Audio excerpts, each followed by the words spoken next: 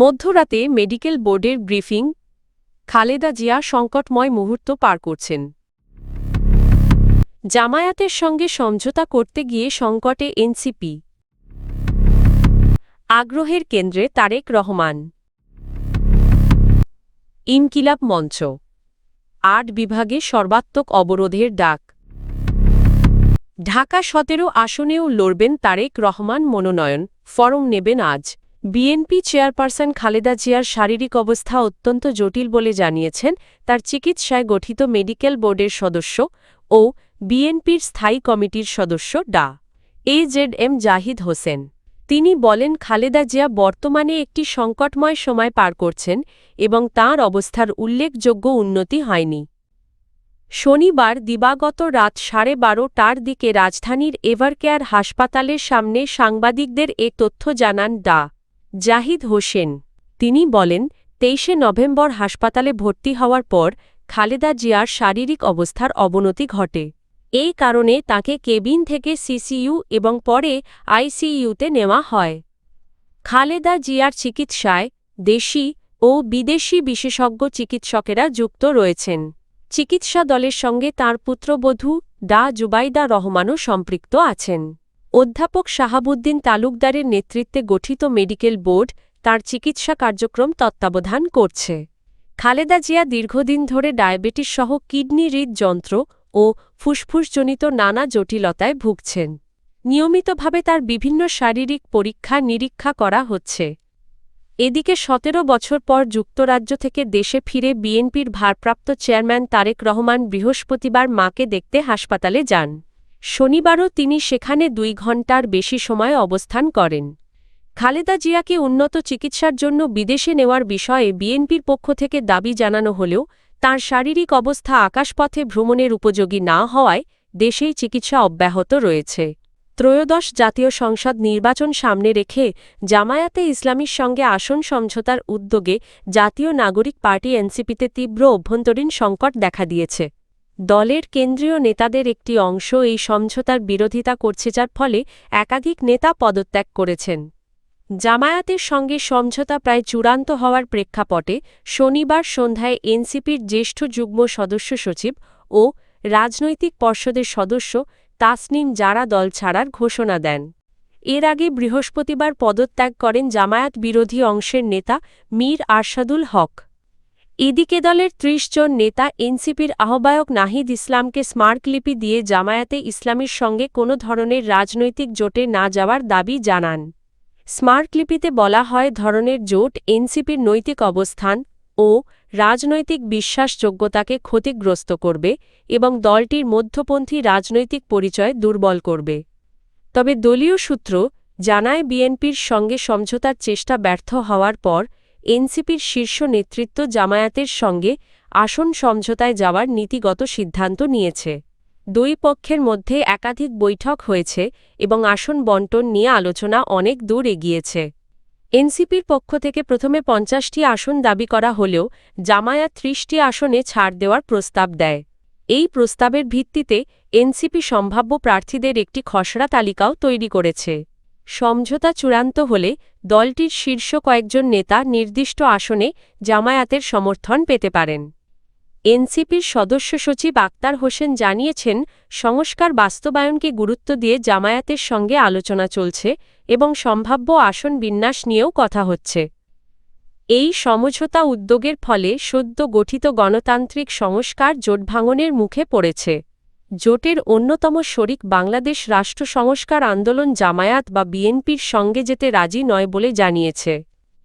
সব মিলিয়ে জামায়াতে ইসলামীর সঙ্গে আসন সমঝোতা নিয়ে এনসিপিতে নতুন করে রাজনৈতিক অস্থিরতা ও বিভক্তি প্রকাশ্যে এসেছে। সারা দেশের রাজনৈতিক অঙ্গনে এখন আলোচনার কেন্দ্রে বিএনপির ভারপ্রাপ্ত চেয়ারম্যান তারেক রহমান। ১৭ বছরের নির্বাসন শেষে ২৫শে ডিসেম্বর দেশে ফিরে তিনি জনস্রোতের সংবর্ধনা পান। দেশে ফেরার পর একাধিক রাজনৈতিক ও পারিবারিক কর্মসূচিতে অংশ নিয়েছেন তিনি। গতকাল তারেক রহমান ইনকিলাব মঞ্চের মুখপাত্র শহীদ শরীফ ওসমান হাদিজাতীয় কবি কাজী নজরুল ইসলাম ও তার ছোট ভাই আরাফাত রহমান কোকোর শ্বশুর রিয়ার অ্যাডমিরাল মাহবুব আলী খান এবং পিলখানা ট্র্যাজেডিতে শহীদ সেনা কর্মকর্তাদের কবরে শ্রদ্ধা জানান। একই দিনে তিনি ভোটার হিসেবে নিবন্ধনের আনুষ্ঠানিকতা সম্পন্ন করেন এবং রাতে চিকিৎসাধীন মা সাবেক প্রধানমন্ত্রী বেগম খালেদা জিয়াকে দেখতে এভারকেয়ার হাসপাতালে যান। রাজনীতি বিশ্লেষকদের মতে তারেক রহমানের প্রত্যাবর্তন বাংলাদেশের রাজনীতিতে একটি গুরুত্বপূর্ণ মোড়। আওয়ামী লীগবিহীন বর্তমান রাজনৈতিক বাস্তবতায় তার সরাসরি উপস্থিতি বিএনপিকে নতুন গতি দেবে এবং ত্রয়োদশ জাতীয় সংসদ নির্বাচনকে ঘিরে রাজনৈতিক সমীকরণে পরিবর্তন আনবে। বিশ্লেষকরা মনে করছেন ভার্চুয়াল রাজনীতির সীমাবদ্ধতা কাটিয়ে মাঠের রাজনীতিতে তাঁর সক্রিয় ভূমিকা দলীয় ও জোট রাজনীতিতে প্রভাব ফেলবে। বিএনপির নেতারা বলছেন তারেক রহমানের দেশে ফেরা ভোটের মাঠে দলের অবস্থানকে আরও শক্তিশালী করেছে।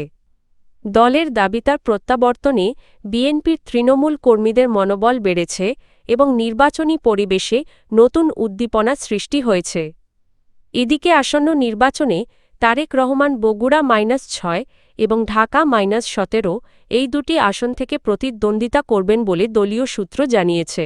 তার প্রার্থিতার কারণে জোট রাজনীতিতেও নতুন সমন্বয় ও সিদ্ধান্ত দেখা যাচ্ছে। সব মিলিয়ে তারেক রহমানের স্বদেশ প্রত্যাবর্তন শুধু ব্যক্তিগত প্রত্যাবর্তন নয় বরং দেশের রাজনীতি নির্বাচন ও জোটের কৌশলে একটি তাৎপর্যপূর্ণ পরিবর্তনের ইঙ্গিত দিচ্ছে। ইনকিলাব মঞ্চের আহ্বায়ক শহীদ শরীফ ওসমান হাদী হত্যার বিচারের দাবিতে সারা দেশে অবরোধ কর্মসূচির ঘোষণা দেওয়া হয়েছে। শনিবার রাত 11:30টার দিকে রাজধানীর শাহবাগে চলমান বিক্ষোভ থেকে এ ঘোষণা দেন ইনকিলাব মঞ্চের সদস্য সচিব আব্দুল্লাহ আল জাবের। তিনি জানান আজ রোববার সকাল 11টা থেকে সন্ধ্যা 6টা পর্যন্ত দেশের 8টি বিভাগীয় শহরে এই অবরোধ কর্মসূচি পালন করা হবে। এর আগে হাদী হত্যার বিচারের দাবিতে শুক্রবার জুমার নামাজের পর থেকে শাহবাগ মোড়ে অবস্থান কর্মসূচি শুরু করে ইনকিলাব মঞ্চ। টানা 34 ঘণ্টার কর্মসূচির পর শনিবার রাতে সেখানে উপস্থিত হয়ে তথ্য উপদেষ্টা সৈয়দা রিজওয়ানা হাসান দ্রুত বিচার শুরুর আশ্বাস দেন। তিনি বলেন হাদী হত্যাকাণ্ডের তদন্ত প্রায় শেষ পর্যায়ে রয়েছে। ফরেনসিক সহ সব পরীক্ষা নিরীক্ষা শেষে 7 জানুয়ারির পর দ্রুত শক্ত ও নির্ভুল অভিযোগপত্র দাখিল করা হবে। চার্জশিট থেকে রায় পর্যন্ত সব ধাপেই দ্রুত অগ্রগতি নিশ্চিত করা হবে বলে জানান তিনি। তথ্য উপদেষ্টা আরও বলেন হত্যাকাণ্ডে জড়িত কিছু আসামি দেশ ছেড়ে পালালেও তারা দায়মুক্তি পাবে না। ভারত সরকারের সঙ্গে কূটনৈতিক যোগাযোগ হয়েছে এবং প্রয়োজনে পলাতক আসামিদের ফিরিয়ে আনার চেষ্টা চলছে। প্রয়োজনে অনুপস্থিতিতেও বিচার কার্যক্রম চলবে বলে জানান তিনি। এদিকে শনিবারও শাহবাগ মোড়ে সড়ক অবরোধ করে বিক্ষোভ করেন ইনকিলাব মঞ্চের নেতাকর্মী ও সাধারণ মানুষ। নিরাপত্তা বিবেচনায় এলাকায় অতিরিক্ত পুলিশ মোতায়েন করা হয়েছে। ঢাকার পাশাপাশি চট্টগ্রাম, সিলেট, রাজশাহী, ব্রাহ্মণবাড়িয়া, জয়পুরহাট, রংপুর সহ দেশের বিভিন্ন স্থানে হাদী হত্যার বিচারের দাবিতে বিক্ষোভ ও অবস্থান কর্মসূচি পালন করা হয়। ইনকিলাব মঞ্চ জানিয়েছে বিচার নিশ্চিত না হওয়া পর্যন্ত তাদের আন্দোলন চলবে এবং এই কর্মসূচির মাধ্যমে সারা দেশে প্রতিবাদ আরও জোরদার করা হবে। ত্রয়োদশ জাতীয় সংসদ নির্বাচনে ঢাকা -17 আসন থেকেও প্রতিদ্বন্দ্বিতা করবেন বিএনপির ভারপ্রাপ্ত চেয়ারম্যান তারেক রহমান। আজ রোববার ঢাকা -17 আসনের জন্য তার মনোনয়ন ফরম সংগ্রহ করা হবে বলে দলীয় সূত্রে জানা গেছে। বিএনপি সূত্র জানায় দেশে ফেরার পর তারেক রহমান ঢাকা -17 আসনের ভোটার হওয়ার জন্য আবেদন করেছেন। পাশাপাশি দলের জ্যেষ্ঠ নেতারা তাঁকে এই আসন থেকে নির্বাচন করার অনুরোধ জানিয়েছেন। এদিকে বিষয়টি জানার পর বিএনপির জোটসঙ্গী বাংলাদেশ জাতীয় পার্টির বিজেপি চেয়ারম্যান আন্দালিব রহমান পার্থ তারেক রহমানকে সম্মান জানিয়ে ভোলা -1 আসন থেকে নির্বাচন করার সিদ্ধান্ত নিয়েছেন। উল্লেখ্য 2008 সালে আন্দালিব রহমান পার্থ ভোলা -1 আসন থেকে বিএনপির সমর্থনে সংসদ সদস্য নির্বাচিত হন। তার বাবা সাবেক মন্ত্রী প্রয়াত নাজিউর রহমান মঞ্জুও একই আসনের সংসদ সদস্য ছিলেন। এর আগে বগুড়া -6 আসন থেকে তারেক রহমানের পক্ষে মনোনয়নপত্র সংগ্রহ করা হয়েছে। এছাড়া বিএনপি চেয়ারপারসন বেগম খালেদা জিয়া আসন্ন নির্বাচনে বগুড়া -7, ফেনী -1 ও দিনাজপুর -3 এই 3টি আসন থেকে প্রতিদ্বন্দ্বিতা করবেন বলে দলীয় সূত্র জানিয়েছে।